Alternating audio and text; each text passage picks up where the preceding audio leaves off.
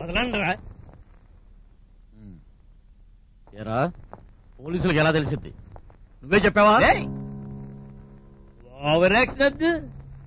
నేను రొటీన్ గా కనబడే కమెడియన్ కాదు. హైట్ తక్కువనా, చాలా డెప్త్ ఉన్న మెడిసిన్.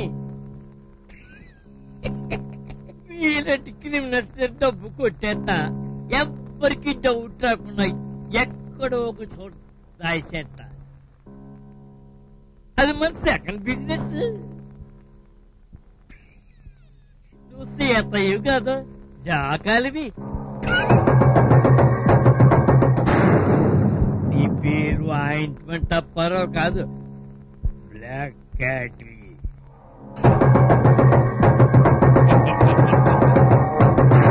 ఈడు టెంగరోడు కాదు, అలాని పేరు తెలీదు. ఏజెంట్ బి అన్న మాత్రం అన్నాను. ఇడు పేలుడు పదార్థాలు చేయడంలో స్పెషల్.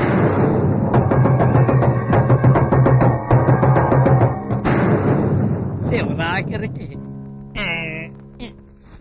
నువ్వు వైశాలు కాదు, ఏజెంట్ ఎక్స్వి.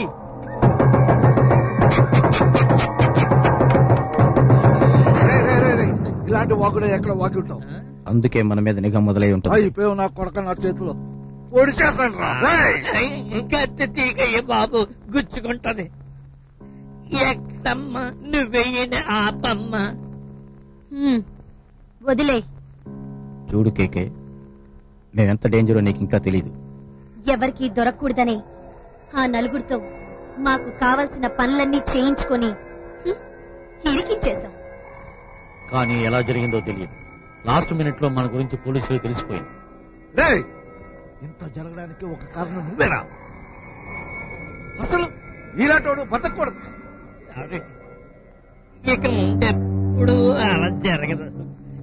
అవును, ఇప్పుడు ఏం జరగబోతుంది?